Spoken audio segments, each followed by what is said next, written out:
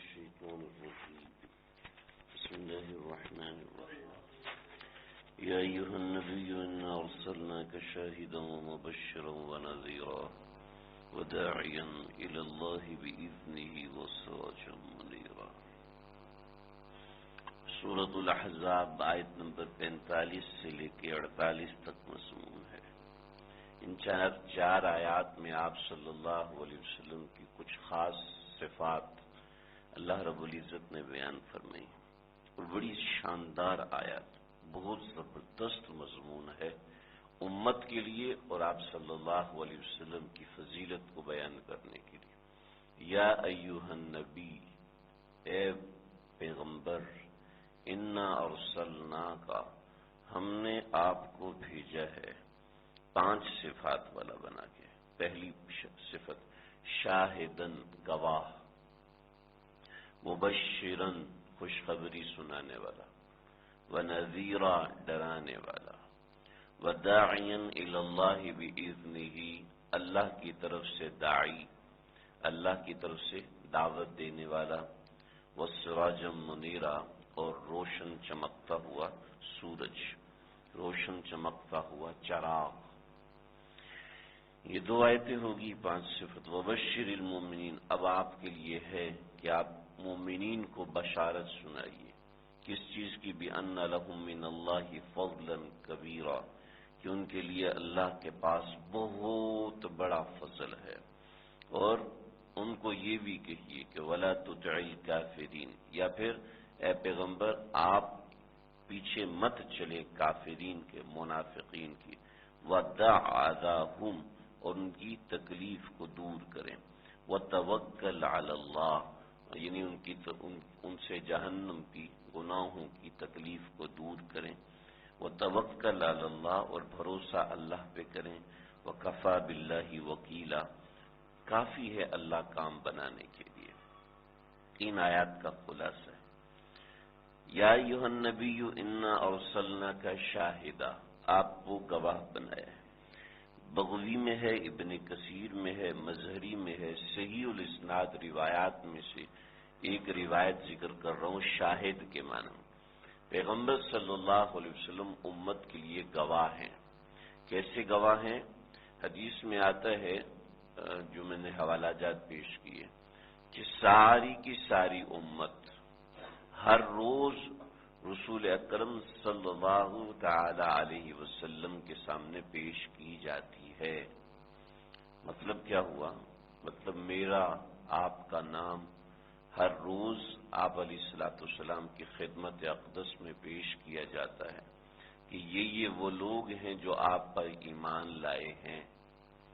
تو یہ کتنی بڑی، کتنی عظیم بات ہے کہ مجھ ناکارہ کا اور ہم جیسوں کا، جو کہ گنہگار بھی ہیں اور غلطیاں سرزد بھی ہو جاتی ہیں، کبھی کچھ ایسا ہو جاتا ہے جو مومن کی شان کے بالکل خلاف، لیکن کیا کرم ہے اور کیا فضل ہے کہ پیش کیا جاتا ہے کہ دیکھو یہ لوگ ہیں.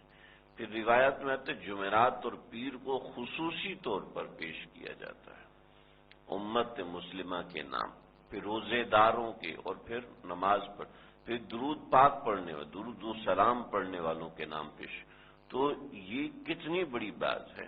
چنانچہ جن مومنین کو آپ علیہ الصلوۃ والسلام کے حضور پیش کیا جاتا ہے، اب دیکھیں وہی مومن اگر غافل ہیں تو آپ علیہ الصلوۃ والسلام کو دکھ نہیں ہوتا ہوگا، اور وہی مسلمان اگر غافل نہیں ہیں بلکہ باخبر ہیں تو آپ علیہ الصلوۃ والسلام کتنے خوش ہوتے ہوں گے.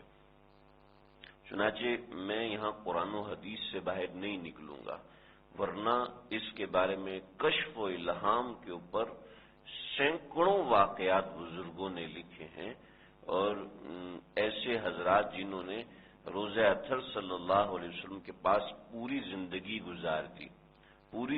گزار دی، جو کہ کشف و الہام کے اوپر مبنی ہے. لیکن چونکہ تفسیر میں ہم قرآن کے درس میں اس کو جگہ نہیں دے سکتے، لیکن وہ باتیں اتنی زیادہ ہیں کہ یقین کی حد تک یہ بات امت کے بزرگوں میں سینہ در سینہ نقل ہوتی آئی ہے کہ آپ صلی اللہ علیہ وسلم کو امت کے اعمال سے باخبر کیا جاتا ہے. تو اس کے لیے یہ روایات بہت سی کتابوں میں موجود ہیں، تفاسیر میں موجود ہیں۔ تو چنانچہ اس بنیاد پر آپ شاہد ہیں، آپ گواہ ہیں، اس بندے میرے آپ کے ہر بندے کے ایمان کے اوپر میرے آقا صلی اللہ علیہ وسلم گواہ ہیں۔ ایک بات۔ دوسری کچھ اور روایات بھی ہیں، جیسے کہ حدیث میں آتا ہے سیدنا نوح علیہ السلام کو اپنی امت کے ساتھ سب سے پہلے پیش کیا جائے گا۔ تو اللہ رب العزت حضرت نوح علیہ السلام سے کو حل بلغتا، کیا تو نے پیغام پہنچا دیا تھا ہمارا؟ تو حضرت نوح فرمائیں گے جی ہاں ہم نے پیغام پہنچا دیا تھا۔ تو امت کو پوچھیں گے کہ کیا تمہارے پاس اللہ کا پیغام نہیں پہنچا تھا؟ وہ انکار کر دیں گے کہ جی نہیں پہنچا تھا۔ تو اللہ رب العزت اس انکار کے اوپر جو کراس کوشچننگ کے لیے گواہ لے کر آئیں گے وہ رسول اکرم صلی اللہ علیہ وسلم کو لے کر آئیں گے۔ اور سیقولو کے اندر جو آیت ہے اس آیت کے مطابق امت مسلمہ کو بھی پیش کیا جائے گا، یعنی امت مسلمہ کے علماء یا قرآن سے تعلق رکھنے والے جو قرآن کو بطور خاص دیکھنے والے ہیں ان کو بھی پیش کیا جائے گا، اور وہ بھی گواہی دیں گے کہ ہاں ہم نے نوح علیہ السلام کا قصہ پڑھا تھا کہ انہوں نے اپنی قوم کو ڈرایا، تو ہم بھی اس کے اوپر گواہ ہیں۔ تو امت محمدیہ صلی اللہ علیہ وسلم بھی گواہ بنے گی۔ برحال تو اس بنیاد پر آپ صلی اللہ علیہ وسلم گواہ۔ بعضی روایات کے مطابق تقریباً تمام امتیں جو کہ کفر میں مبتلا ہوں گی وہ اس بات کا انکار کریں گی کہ ہم تک اللہ کا پیغام پہنچا تھا، تو اس کے اوپر بطور گواہ آپ صلی اللہ علیہ وسلم تشریف لائیں گے اور آپ صلی اللہ علیہ وسلم اس کی گواہی دیں گے۔ سورۃ الاعراف میں ہے کہ اللہ رب العزت خود اس کے بعد گواہی دیں گے، یعنی ایک تو آپ صلی اللہ علیہ وسلم گواہی دیں گے اور پھر اس گواہی کی توثیق پر، یعنی اس کے اوپر جو سٹیمپنگ ہوگی وہ اللہ رب العزت خود گواہی دیں گے کہ ہم بھی اس کے اوپر گواہ ہیں۔ تو شاہدن یہ وہ مبشرن، پیغمبر صلی اللہ علیہ وسلم کی ایک صفت ہے، پیغمبر علیہ السلام چنانچہ اس میں سمجھ میں آتا ہے جو گھر کا بڑا ہے، جو گھر کا سربراہ ہے، اس کو چاہیے کہ وہ اپنے ماتحتوں سے باخبر رہے، اس کو چاہیے کہ وہ غافل نہ ہو اپنے گھر کے چھوٹوں سے، بھی تم یہ مجھے تو پتہ ہی نہیں، نہ اس کو چاہیے کہ وہ غافل نہ ہو بلکہ ان کی خبرگیری رکھے، ان سے کمیونیکیشن گیپ نہیں ہونا چاہیے، نقصان دہ ہے۔ مبشرن، آپ صلی اللہ علیہ وسلم کو تبشیر خوشخبری سنانے والا بنا کر بھیجا گیا ہے۔ چنانچہ آپ صلی اللہ علیہ وسلم نے امت میں آگے مقتدا کو بھی یہی سمجھایا، بشروا ولا تنفروا، کہ خوشخبریاں سنا کے دین کے قریب کرو، خوشخبریاں سناؤ، اس سے انسان موٹیویٹ ہوتا ہے، انسان کو ترغیب ملتی ہے، وہ ترغیب ملتی ہے تو کام کرنا آسان ہوتا ہے، یعنی مثبت انداز میں چلو، لیکن مثبت کے ساتھ منفی انداز بھی ہونا چاہیے، ونذیرا یعنی ڈرانا بھی ہونا چاہیے، لیکن ڈر جو ہے وہ محبت کے ساتھ ہو، ڈر غصے کے ساتھ نہ ہو۔ جو ڈرایا غصے کے ساتھ جاتا ہے اس کو تخویف کہتے ہیں، جو ڈرایا پیار سے جاتا ہے اس کو نذیر کہتے ہیں۔ تو آپ صلی اللہ علیہ وسلم مبشر بھی ہیں اور نذیر بھی ہیں، چنانچہ بڑے کو چاہیے کہ وہ پہلے نمبر پہ تو ہنستا مسکراتا رہے، ایسا نہ ہو کہ اپنے چھوٹوں کو ڈراتا ہی رہے ہر وقت، تو یہ کرو گے تو ہاتھ کٹے گا، وہ کرو گے تو منہ میں مرچی ڈال دی جائے گی، یہ نہ، اس کے ذمہ ہے کہ وہ معاملے کو بشارت کے ذریعے سے یعنی محبت کے ذریعے سے سمجھائے، ایسا نہیں ہے کہ وہ ہر وقت ڈراتا رہے۔ آگے وداعیا الی اللہ باذنہ، پیغمبر صلی اللہ علیہ وسلم اللہ کی طرف بلانے والے ہیں اللہ کی اجازت سے۔ یہ اتنا بڑا مضمون ہے کہ یعنی اس مضمون کے اوپر کیا کچھ نہیں سمجھایا جا سکتا۔ مختصراً یہ وداعیا الی اللہ باذنہ، یعنی جہاں آپ صلی اللہ علیہ وسلم نے سمجھایا ہے کچھ بھی اپنی مرضی سے نہیں سمجھایا، جو کچھ بھی سمجھایا اللہ کی مرضی سے سمجھایا، باذنہ۔ چنانچہ آپ صلی اللہ علیہ وسلم کی دعا، آپ صلی اللہ علیہ وسلم کی برکت، آپ صلی اللہ علیہ وسلم کے کلام، آپ صلی اللہ علیہ وسلم کا طرز زندگی اس میں جو کچھ بھی جس کے لیے بھی ہدایت ہے وہ اللہ کی اجازت سے ہدایت ہے۔ چنانچہ آپ صلی اللہ علیہ وسلم کو فرمایا انک لا تہدی من احببت، آپ کے اپنے ہاتھ میں ہدایت نہیں، لہذا یاد رکھیں نہ ہمارے ہاتھ میں ہدایت ہے نہ ہمارے ہاتھ میں کچھ بھی چیز ہے، ہدایت صرف اور صرف اللہ کے ہاتھ میں ہے، نہ پیغمبر کے ہاتھ میں اور نہ کسی پیر فقیر کے ہاتھ میں، نہ کسی مرشد کے ہاتھ میں، نہ کسی صاحب قبر کے ہاتھ میں، اور نہ ہی کسی صاحب کرامت کے ہاتھ میں، نہ امام صاحب کے ہاتھ میں اور نہ مفتی صاحب، نہ مفتی اعظم پاکستان، نہ مفتی اعظم ہندوستان، کسی بڑے سے بڑے کے ہاتھ میں ہدایت نہیں ہے، ہدایت صرف اللہ کے ہاتھ میں ہے۔ وداعیا الی اللہ، چنانچہ دوسرے کی ہدایت کے لیے کوئی ایسا کام کرنا جائز نہیں ہے جس کی اللہ نے اجازت نہیں دی۔ وداعیا الی اللہ باذنہ، پہلا تو ایک عقیدے کا معاملہ، دوسرا عمل کا معاملہ ہے، تو اس میں دونوں چیزیں سمٹ جائیں گی۔ تو اللہ رب العزت کے احکامات پہ لانے کے لیے کسی سے کوئی حرام چیز کرنا یہ جائز نہیں ہے۔ چنانچہ جی اگر ہم اس شادی میں شریک نہیں ہوں گے تو ان کو ہدایت کی بات کون سنائے گا، لہذا ہم بھی شریک ہوتے نہ بھائی، اگر وہاں نافرمانی ہے تو اب وہاں پر آپ شریک نہیں ہو سکتے، اس کو خوش کرنے کے لیے حرام نہیں کھا سکتے، وغیرہ وغیرہ بہت سی باتیں ہیں۔ وداعیا الی اللہ باذنہ والسراجا منیرا، اور روشن چراغ ہیں، یعنی مطلب یہ ہے کہ آپ سامنے والے کے لیے صرف ہدایت کا سامان ہو، سامنے والے کے لیے آپ کبھی بھی گمراہی کا سامان نہیں تھے۔ پیغمبر صلی اللہ علیہ وسلم ہمیشہ سامنے والے کے لیے ہدایت کا سامان بنے، چنانچہ ہم نے یہ کوشش کرنی ہے کہ جو دین کا داعی اور مبلغ ہے وہ صرف ہدایت کا سامان بنے، وہ کسی کی گمراہی کا سامان نہ بنے۔ اور ہدایت کا سامان انسان صرف اس وقت بنتا ہے جب انسان مثبت چیزیں لے کر چلتا ہے، جب انسان منفی چیزوں کی طرف آتا ہے تو پھر مسائل ہوتے ہیں۔ تو مثبت چیزیں لے کر چل، مطلب یہ ہے کہ سامنے والے کے ساتھ برتاؤ ایسا کیا جائے کہ وہ دین سے متنفر نہ ہو۔ مطلب یہ نہیں کہ ہم کسی کی نفی نہیں کریں گے، نفی تو اپنی جگہ پر ضروری ہے، اگر ہم قادیانیوں کی نفی نہیں کریں گے تو ہم خود مسلمان نہیں رہیں گے، یہ مطلب ہرگز نہیں ہے کہ ہم غلط چیز کی نفی نہیں کریں گے۔ مطلب اس کا یہ ہے کہ ہم اس طریقے سے برتاؤ نہ کریں کہ سامنے والا دین سے متنفر ہو جائے۔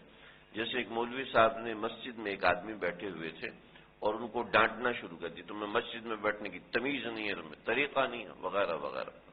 ان صاحب نے کہا کہ مولوی صاحب نہ تو آپ حضرت موسیٰ سے نیک ہیں اور نہ میں فرعون سے زیادہ برا ہوں، تو آپ کو چاہیے کہ مجھ سے نرم بات کریں۔ کیا مطلب ہے؟ مطلب یہ کہ جب حضرت موسیٰ کو اللہ نے بھیجا تھا فرعون کے پاس تو فرمایا تھا فَقُولَا لَهُ قَوْلًا لَيِّنًا، ان سے بات کرنا تو نرم بات کرنا، لَعَلَّهُ يَتَذَكَّرُ أَوْ يَخْشَىٰ، تاکہ وہ نصیحت حاصل کرے اور اللہ سے ڈرے۔ آپ تو مجھ سے ایسی بات کر رہے ہیں کہ جیسے میری آپ کی کوئی لڑائی ہو۔ تو یہ ہماری مساجد کے اندر اور یہ ہماری درسگاہوں کے اندر اور ہمارے مدرسوں کے اندر بہت دفعے ایسی غلط چیزیں پیدا ہو جاتی ہیں کہ جس میں سامنے والا غصہ ہوتا ہے، ہم بھی غصے ہو جاتے ہیں، سامنے والا مولوی صاحب کو گالیاں دیتا ہے، مولوی صاحب بھی سنانا شروع کر دیتے ہیں، مولوی صاحب نہیں، دین کا دائی، میں مولوی صاحب بطور مثال کہہ رہا ہوں، بلکہ ہر آدمی جو کہ دین کے نام سے اس کی شناخت، دیکھو یہ داڑھی والا آدمی ہے، دین کے نام سے اس کی شناخت ہے، اس کو اپنے غصے پہ قابو رکھو۔ وہ سراجم منیرہ ہے، وہ سراجم منیرہ ہے، وہ ذلن ذلیلہ نہیں ہے، وہ گمراہی کا پہاڑ نہیں ہے، بلکہ وہ ایک روشنی ہے۔ اس کو چاہیے کہ اپنا معاملہ اور مزاج ایسا سامنے والے کے بدتمیزی، سامنے والے کے غصے سے غصہ ہو کر اپنی روشنی کو سرخ نہ کر لے، اپنی روشنی کو سیاہ نہ کرے۔ چنانچہ آگے وَبَشِّرِ الْمُؤْمِنِينَ بِأَنَّ لَهُم مِّنَ اللَّهِ فَضْلًا كَبِيرًا، بتائیے مومنوں کو، خوشخبری سنائیے کہ مومنوں کے لیے بہت بڑی بڑی چیزوں کے وعدے ہیں۔ لیکن اس کے ساتھ ایک بات کا دھیان جو کہ پیچھے بِإِذْنِهِ ہی کے اندر آ گیا کہ وَلَا تُطِعِ الْكَافِرِينَ وَالْمُنَافِقِينَ، اور کافروں کے پیچھے نہ چلیں، اللہ پہ بھروسہ کریں، اللہ آپ کے لیے کافی ہے۔ جب آپ اللہ پہ بھروسہ کریں گے تو ہدایت دینے والی ذات اللہ کی ہے، آپ ہدایت دینے والے نہیں ہیں، ہم ہدایت دینے والے نہیں ہیں۔ چنانچہ نصیحت میں بہت جلدی کر دیتے ہیں، نصیحت میں جلدی نہیں کرنی چاہیے۔ یہ مر گیا تو کیا ہوگا؟ اللہ خیر کریں گے، وَكَفَىٰ بِاللَّهِ حَسِيبًا، اللہ کافی ہے۔ ہم ہر چوتھے بندے کو تم ایسے ہوتے ہو، یہ صحیح نہیں ہے، تو غلط ہے، حرام نہیں، اس طریقے سے نہیں، بلکہ نصیحت میں کوئی جلدی نہیں، نصیحت کا طریقہ کار ہے، اس طریقے کے مطابق ایک ایک کو پکڑ کے نصیحت نہیں، پسندیدہ نہیں ہے جب سامنے والا نصیحت کا احتیاط ظاہر کرے، ہاں اس سے ریکویسٹنگ لیول میں آ کر انسان بات کرے، اس کو اس طریقے سے نصیحت کرے، کوئی ایسا نہیں۔ ہاں البتہ بعض دفعہ ایسا ہوتا ہے کہ اللہ رب العزت کچھ لوگوں کو ایسا معاملہ کرتے ہیں جو عالم کشف ان کے سامنے کھل جاتا ہے، تو وہ نصیحت کا معاملہ اور ہے، وہ ہر ایک کے لیے قابل تقلید نہیں ہے، وہ ہر ایک کے پیچھے نہیں چلنا۔ چنانچہ قیس و کسریٰ کے دربار میں جا کے حضرت حذیفہ بن یمان رضی اللہ عنہ نیچے سے نوالا اٹھا کے کھایا تو کسی نے کہا کہ بھئی لوگ آپ کو اس طریقے سے برا سمجھیں گے، آپ نہ کھائیں، تو انہوں نے اونچی آواز میں کہا اتدرکوا سنت رسول اللہ صلی اللہ علیہ وسلم، اتدرکوا سنت رسولی، دوسری روایت میں لہؤلاء الحمقى، ان بیوقوفوں کے لیے۔